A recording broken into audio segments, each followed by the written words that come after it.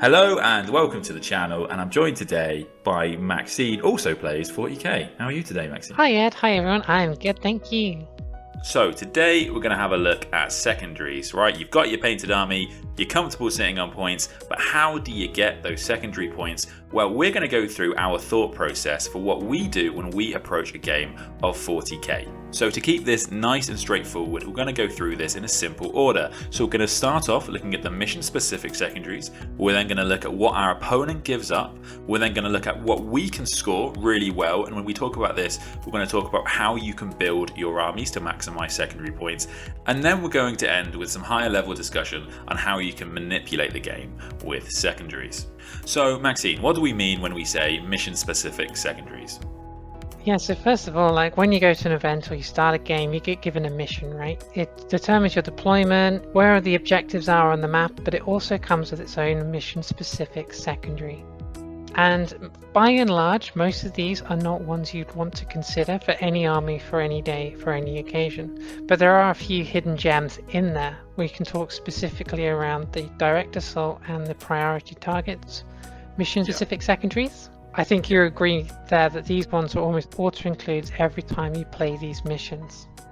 Yeah, pretty much. And I think whilst we're talking about direct assault, there is just one thing I wanted to mention. Now, we're going to talk about stacking secondaries later, but I think it's also important to remember that ideally you'd like to stack with the primary. So secondaries like direct assault reward you just for playing the game. Right? If you're going to need to contest that middle objective anyway, and so if you have to do that anyway, you might as well get secondary points for doing it. It's the same for the priority targets. As much as you choose the point in your backline, it's again holding a point. That's what primaries are.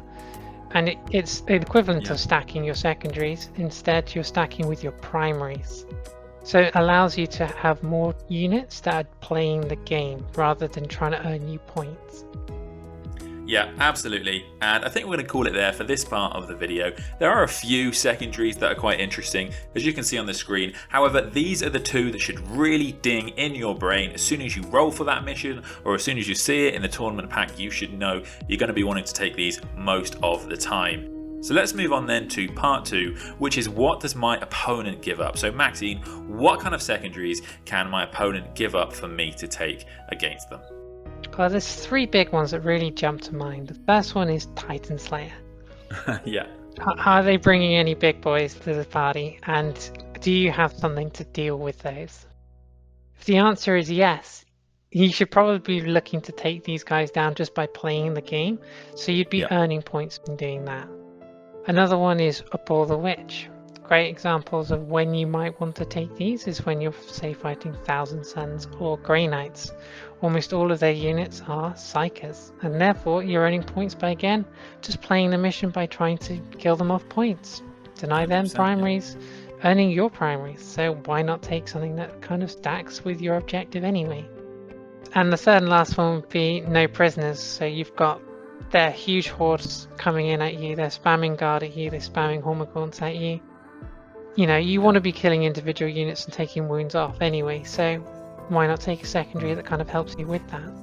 For sure, and it's important to remember that no prisoners is per wound, so as long as your opponent isn't playing Chaos Space Marines, but they're playing pretty much every other type of Marines at this point, then you're still able to get lots and lots of points by killing those 2 wound models. I think it's also worth mentioning that do feel free to ask your opponent, hey, what do you give up? Because they'll have played their army many times, they'll know what people usually take against you, and people are perfectly happy to have that conversation. So any other secondaries, Maxine, that you can often look to?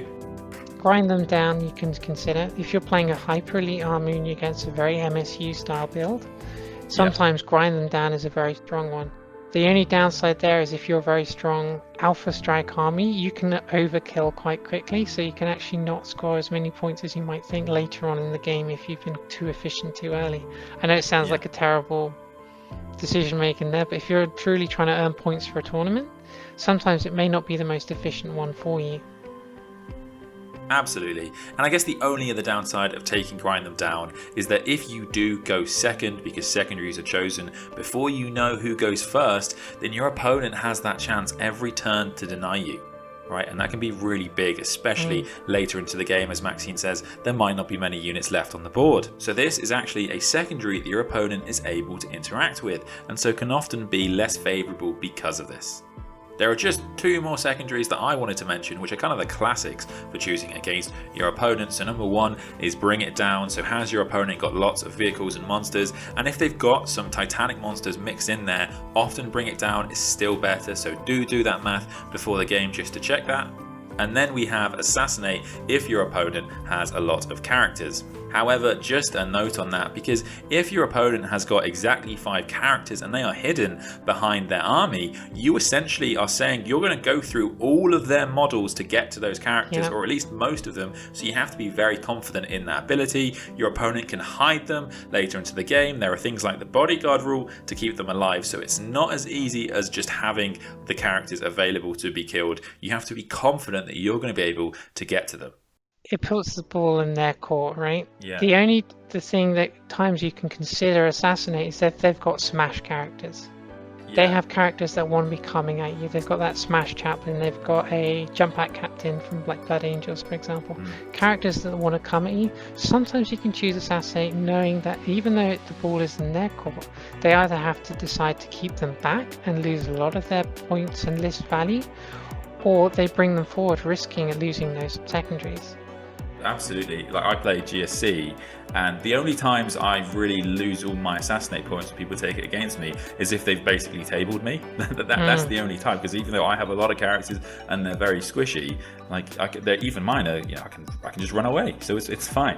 But they're cheaper characters and often more utilitarian style characters, whereas if you're in a list that's running 5 Demon Prince style things that are wanting to get up in your grill, suddenly you start thinking Assassinate might be a good option here, purely just because they want to use these characters and I want to make them not use them. And so on to the final point then, which is kind of 2 points in one, because we're going to talk about what kind of secondaries your list is built to take. And to do that, of course, we have to talk about how can you build your list in order to maximize your secondary points. So Maxine, how did you build your list to take secondaries, and how can other people replicate this? Well, I try and really focus down on a couple of secondaries specifically, because you can build a list that tries to tackle every secondary. I don't think that's the best way to go, because you end up with a very unoptimized list where you've got 1 or 2 units that kind of do that but don't really do that. Think of To the Last. You've got one really great To the Last unit, you bring it in and go, right, this unit's going to survive till the end, but the other 2 are probably going to die, so you've not really touched that secondary, right? Yeah. So why not bring 3 units, like say 3 Playburst Crawlers or a big unit of Deathwings, and say, right, these aren't going to die at the end of the game. These are going to earn me those 15 points To the Last. And you've built your list around hitting those secondaries. Definitely. To the Last is a secondary where you can usually look at your list and change things around in order to maximize those points. One for my list that I usually like to take is Rod, and the reason I like to do this is because I have access to cheap units that can deep strike. However, you can also do it if you have units that can come on from reserve or can redeploy, or infantry units that are really fast or you're confident are going to be in your opponent's half. So it's actually a really good one to take. It's really solid. Again, your opponent cannot interact with this secondary. It's completed in your turn. So even though it's only capped at 12, it's a pretty easy 12. Yeah, agreed. And while we're talking about list design and secondary, sometimes you can think about what your opponent might be taking to your list, and actually thinking about building your list at denying secondaries as well, and to a limited extent. Absolutely. So don't bring too many vehicles, don't bring characters galore. Even like small things like bringing 119 wounds instead of 120 wounds to deny like no prisoners. Sometimes those small little edits to help make choosing secondaries harder for your opponent can give you that one up when you know your secondary choices a lot clearer.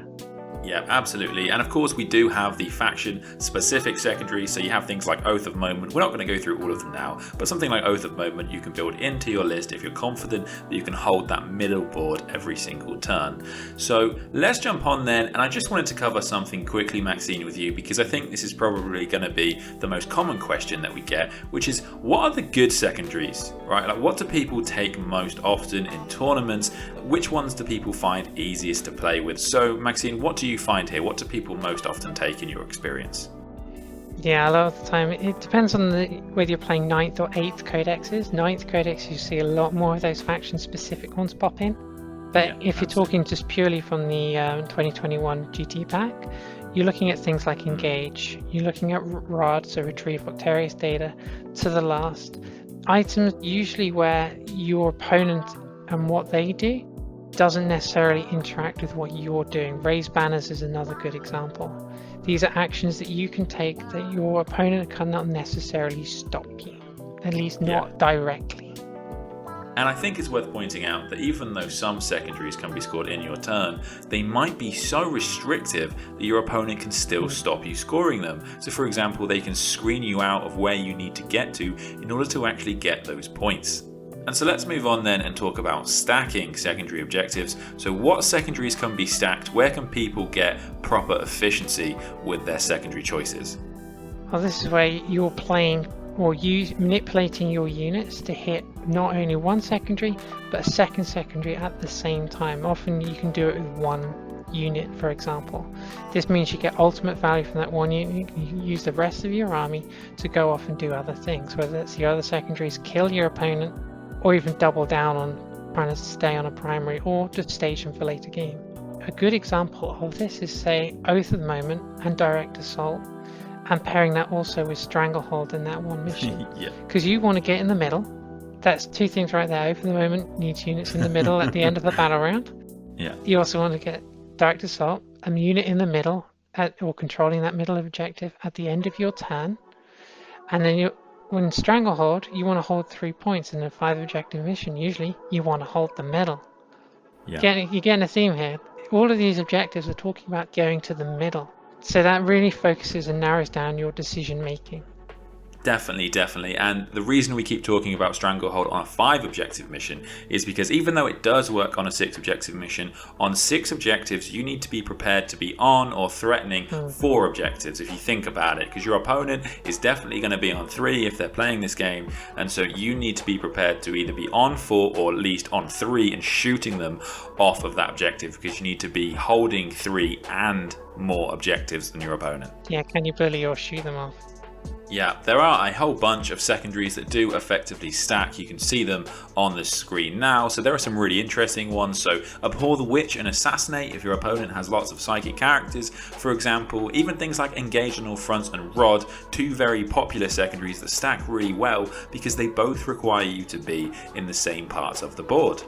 Interestingly, Warp Ritual can also stack with Direct Assault, for example. If you want to throw things into the middle, sometimes doing it and doing a psychic action, if they can't deny you easily, why not? Yeah, no, absolutely. If you've got a really tough to kill psychic, actually you can have them up in that middle and getting you all those points. And so then on to the final bit of the video today, which is I think something that is a bit of a higher level, which is about predicting secondaries and how you can respond to that and what you can do. So Maxine, this is something you do really well. So how do you predict secondaries? What kind of things our opponents bring we can predict the secondaries they're going to take? Yeah, I mean, quite often this is where it becomes a much more nuanced and understanding the player that you're playing, not just the list. And reading sort of how the game situation is going, purely either on what they're talking through their list and their combos. You can start figuring out kind of what their kind of game plan and thinking is, and you can try and be able to manipulate your secondary choices around not only what they're doing but also what they're going to try and achieve. So one example I have is, say you're playing Overrun, the mission with 3 objectives in your own deployment zone, right? And you're up against, say, a fairly slow army that wants to castle up, right? One thing you can do is try and make sure you're net ahead in points, and by that I mean if you guys just did nothing and stared at each other, you'd end up with more points than your opponent at the end. So you can take like to the last, stay in your home, just don't die. Raise the banners with your 3 deployments. They still need to come take you off it, otherwise you score 15. And an interesting one to then take is an Engage. Now this might sound like it's a bit of a quirky choice here, but what this then means is, with your first 2 picks, encouraging your opponent to come towards you to stop you from scoring these primaries and changing the game state. what this often allows you to do is not only bring them into your threat range, but open up gaps in their lines for you to get back there to go and do engage. Yeah. And if you're talking about looking at what your opponent's going to be bringing, you're thinking, right, they're bringing Custodies, and they're going to just want to boss the game, right? And you're bringing a relatively MSU style Drakari list, right? They're probably going to take grind, but as you know, they've suddenly gone first. That gives you the ability to try and manipulate denying them grind. I think another one that's really interesting that you can react to is Stranglehold, because what you can do is you can also take Stranglehold. Because if you know your opponent is going to be threatening that middle objective, let's say it's a 5 objective mission, what you need to be doing every turn is moving a single OBSEC unit onto that point, or killing what they've got on that point. And the reason that's important is because if it's a 5 objective mission and you know that you're pretty confident they're going to take Stranglehold, you cannot allow them to run away with both the primary and the secondary, so you're going to have to be doing this anyway to play the game. So it's really important to take secondaries where you can if they just reward you for playing the game as you were going to do. Yeah, another good example is if you're looking at an army that's looking at saying, here, look, come get me. So i.e. a big Deathwing army that's in Overrun, does To the Last, Stubborn Defiance, raise banners, it's sitting in its backlines. Why not take something like behind enemy lines, engage, those kind of things, because you're going to be going at them. You're going to be up there anyway, they're not coming to you, so you're going to be in all 4 quarters fighting this. If you're Drakari, for example, herd the prey, they're not going to come in your quarters, so it's not guaranteed 4 points every turn. Yeah, that's a very good point, and wraps up the video for today. Actually, I hope this has been really useful as a guide for how you can actually start scoring those secondaries reliably every single game.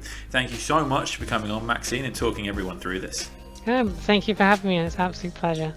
Yeah, always a pleasure. You're somebody that always scores really well in the mission, even though you haven't even got a proper book yet, so... It's exciting. Although my Dark Angels are coming, so I'm hoping they live up to my expectations. Oh, absolutely. The first are not going to let you down at all. And thank you to you for watching this video. I hope it was really useful. Please do like and subscribe and all of that, and I'll see you for the next one.